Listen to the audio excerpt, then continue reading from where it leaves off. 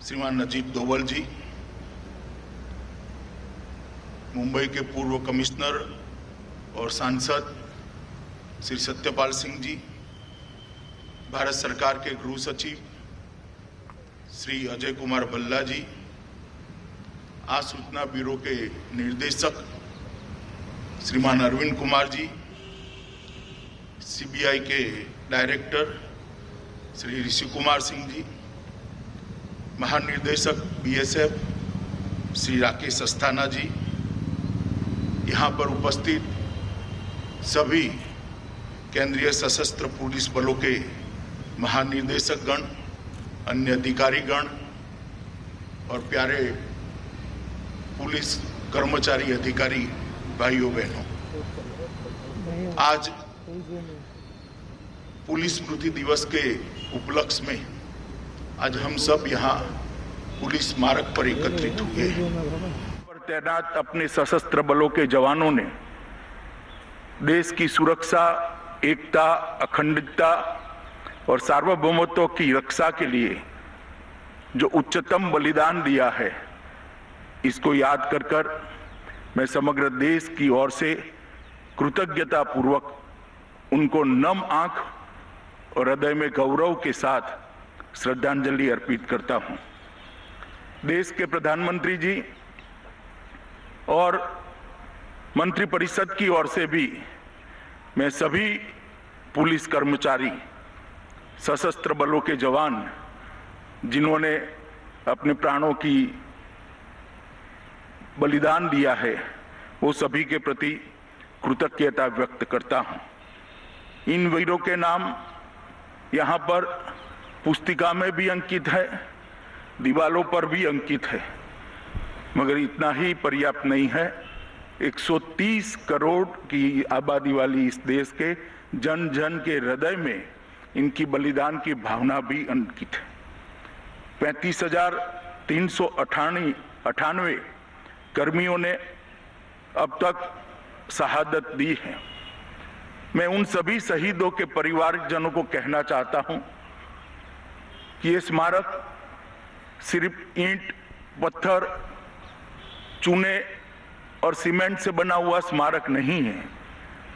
ये स्मारक इस बात का पूरे देश को हमेशा स्मृति दिलाता है कि आपके परिवारजनों ने जो प्राणों की आहुति दी है, उसने हमारी आजादी को, हमारे देश को, हमारे देश के झंडे को अमरत्व देने का काम किया है। उनका बहाया हुआ खून का एक एक कतरा देश को विकास के पथ पर आगे ले गया है। कई नौनिहालों के भविष्य को उसने संवारा है और देश को आगे बढ़ने का रास्ता प्रशस्त किया है। देश आज चैन की नींद सो रहा है। इसी का कारण कोई एक अगर है तो आपके परिवारजनों का सर्वोच्च बलिदान है। मैं फिर से एक बार विनम्रता पूर्वक सभी शहीदों को नमन कर मेरी बात को आगे बढ़ाना चाहता हूं। शहादत की इसी परंपरा को आगे बढ़ाते हुए इस साल भी कई पुलिस जवानों ने अपने प्राणों की आहुति दी। लगभग 264 पुलिस कर्मचारियों ने, सुरक्षा कर्मियों ने अपने प्राणों की आहुति की। श्री अरविंद जी ने इसके नाम पढ़े, उनकी सूची भी पढ़ी। आज मैं उन्होंने जिस जिस घटनाओं को लेकर अपने प्राणों की आहुति दी है, इसका जिक्र तो नहीं कर सकता, मगर मैं इतना जरूर बता सकता हूं कि अगर आप में शहीदी का जज्बा न होता तो देश को इसको बहुत बड़ा खामियाजा भुगतना पड़ता हो। मित्रों, पुलिस बल एक ऐसा बल है जिसके लिए कोई छुट्टी नहीं होती है, जिसके लिए घड़ी भी नहीं होती है। 24 घंटे 365 दिन तैनात रहना पड़ता है।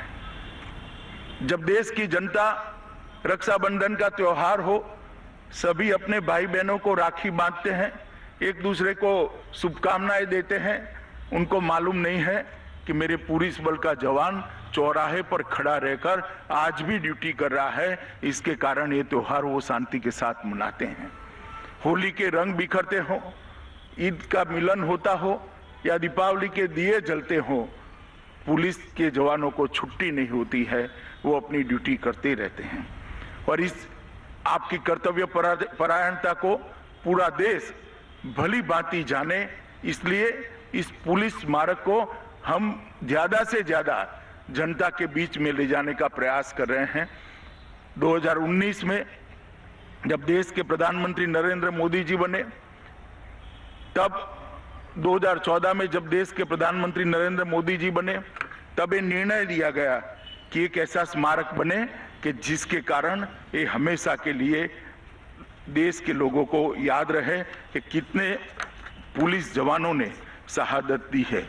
और मुझे कहते हुए हर्ष है कि आज 2018 अक्टूबर को 21 अक्टूबर को मोदी जी ने जो स्मारक समर्पित किया, आज गौरव के साथ सभी पुलिस कर्मचारियों की शहादत का एक स्मारक बनकर यहाँ पर बिठा है। देश भर के बच्चे यहाँ आना शुरू हुए हैं, देश भर के टूरिस्ट यहाँ आना शुरू हुए हैं। कई अच्छी पुलिस के बचाव कार्य की फिल्में उनको दिखाई जाती हैं, पुस्तिकाएं बांटने का हमने प्रयास किया है और हर राज्य में इसके प्रचार प्रसार की विशेष व्यवस्था करी है। और मैं एक बात विशेष कहना चाहता हूं मित्रों कि इससे पुलिस बल के लिए जो देखने का नजरिया है देश की जनता का और विशेषकर आने वाली पीढ़ी का, उसको बदलने का एक सार्थक और गंभीर प्रयास नरेंद्र मोदी सरकार ने किया है। इस बार जब दुनिया पर कोरोना की महामारी आई, उस वक्त पूरी दुनिया अचंभित हो गई। किसी ने कल्पना नहीं की थी, न मेडिकल फैकल्टी के लोगों को मालूम था कि इसके खिलाफ कैसे लड़े, न वैज्ञानिकों को मालूम था, न आम जनता को मालूम था कि इसके खिलाफ कैसे लड़े। दुनिया में पहली बार इस संकट का सामना कर रहे थे, मगर उस वक्त जब देश के प्रधानमंत्री ने कॉल दिया कि लॉकडाउन करेंगे और इस महामारी को रोकने का प्रयास करेंगे, मुझे कहते हुए देश के गृह मंत्री के नाते बहुत गर्व होता है कि लॉकडाउन के अमलीकरण के लिए चाहे लाखों प्रवासी मजदूर अपने घर पर जाते हो, उनको सहायता करने के लिए, कहीं कोई बीमार है बीच में छूट गया उसको अस्पताल पहुंचाने के लिए, कॉलोनी में कोई बीमार पड़ गया, घर में कोई साथ में है नहीं तो उसको अस्पताल पहुंचाने के लिए जरूरत पड़ी, वहां पर ब्लड डोनेशन से लेकर प्लाज्मा डोनेशन तक करने तक पुलिस कर्मचारियों ने पीछे मुड़कर नहीं देखा। और आज जब पुलिस कर्मचारियों ने पहली पंक्ति में रहकर कोरोना के खिलाफ जो लड़ाई लड़ी है, उसको पूरा देश सराहता है। देश के प्रधानमंत्री जी ने भी कई बार इसकी सराहना की है और मैं आज बहुत विनम्रता के साथ देश के सामने रखना चाहता हूं कि पुलिस परिवार के लोगों ने, सुरक्षा बलों ने ये लड़ाई लड़ते लड़ते हमारे 343 साथी हमने गंवाए हैं। उन्होंने अपनी जान न्यौछावर कर एक कोविड महामारी के खिलाफ लड़ाई भी लड़ी है। पुलिस का ये बलिदान, कोविड के खिलाफ जो लड़ाई का इतिहास लिखा जाएगा, उसमें हमेशा सुवर्ण अक्षरों से लिखा जाएगा।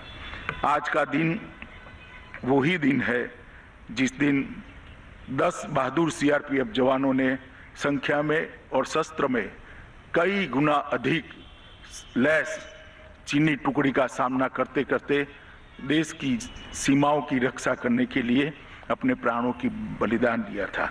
इसीलिए 1960 से लेकर आज तक हम इसी दिन को पुलिस स्मृति दिन बनाते हैं। मित्रों, पुलिस का काम अब बहुत सारे नई चैलेंजेस और नई डायमेंशन में बढ़ता जा रहा है। आतंकवाद, फेक करेंसी, नारकोटिक्स कंट्रोल, शस्त्रों की तस्करी, मानव तस्करी, साइबर क्राइम और महिलाओं के विरुद्ध के अपराध, ये बहुत सारे डायमेंशन विगत 2-3 दशकों में पुलिस के सामने आए हैं। हमारे सामने ये चुनौती है कि इसके लिए हम हमारे बल को तैयार करें और इसके लिए भारत सरकार ने एक सुगठित पुलिस मॉडर्नाइजेशन का प्रोग्राम शुरू किया है।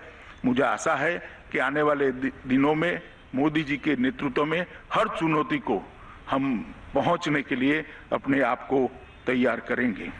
देश की सीमाओं की सुरक्षा, चाहे वो बीएसएफ हो, चाहे असम राइफल हो, चाहे सीमा सुरक्षा बल हो, चाहे आईटीबीपी हो, उन्होंने बहुत मुस्तैदी से की है। मगर इसके साथ साथ अब हम टेक्नोलॉजी को भी जोड़ना चाहते हैं।